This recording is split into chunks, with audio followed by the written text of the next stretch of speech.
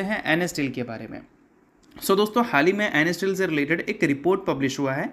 इसमें दिखाया जा रहा है कि एन स्टील का जो करंट रेवेन्यू हम देखते हैं वो CDSL के कंपैरिजन में इतना ज़्यादा क्यों दिखता है।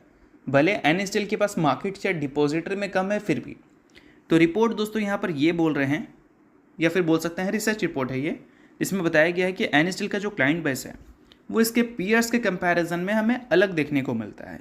और जो इनके क्लाइंट हैं उसमें काफ़ी बड़ा पोर्शन इंस्टीट्यूशन का है, उसके अलावा कॉरपोरेट का है और हाई नेट इंडिविजुअल इन्वेस्टर्स का है।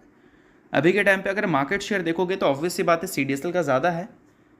टोटल डिमेट अकाउंट जो इंडिया में एक्टिव हैं उसमें से 39.5 million demat account NSDL own करती है और बाकी का जो नंबर है 152.9 मिलियन डिमेट अकाउंट वो CDSL ओन करती है।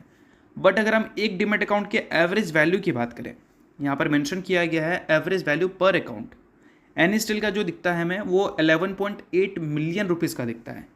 और CDSL से पता है ये कितना आगे है, लगभग 25 गुना या फिर उससे भी ज़्यादा, क्योंकि CDSL का एक डिमेट अकाउंट का जो एवरेज वैल्यू है वो 0.46 मिलियन है। यानी कि आप बोल सकते हैं लगभग 4,60,000 रुपये एक अकाउंट का वैल्यू बनता है।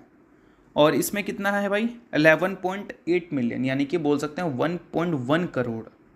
तो आप क्लियर देख सकते हो कि एन स्टील का क्यों रेवेन्यू ज़्यादा हमें देखने को मिलता है। और वही अगर हम बात करें रिटेल और इंस्टीट्यूशनल पार्टिसिपेशन के बारे में, तो वो लगातार हमें काफ़ी एक्सपैंड होती हुई दिखी है अगर हम बात करें हमारे स्टॉक मार्केट में। और 1999 से देखा जाए तो अभी कोई नए पार्टिसिपेंट की एंट्री हमें देखने को नहीं मिली है इस पर्टिकुलर फील्ड में, यानी कि बोल सकते हैं डिपॉजिटरी इंडस्ट्री में। तो नेचुरल अगर देखा जाए तो ये दो कंपनी डुओपोली ओन करती है। और टोटल कैपिटल जो रेज हुआ है इंडिया में वो 919 बिलियन रुपीज़ से बढ़कर 2118 बिलियन रुपीज़ हो चुका है 2019 के फाइनेंशियल ईयर से लेकर 25 के फाइनेंशियल ईयर के बीच में।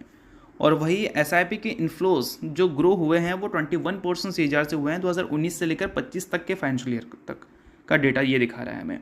तो ये सारी चीज़ें आप नोट कर सकते हैं, जिससे पता चलता है कि बिजनेस पॉइंट ऑफ व्यू से अगर हम देखें तो NSTL जो है वो काफ़ी सिक्योर बिजनेस करती है।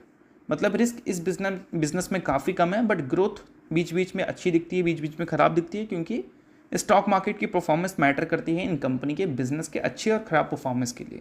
ठीक है, तो ये सारी चीज़ों को आप नोट कर सकते हैं।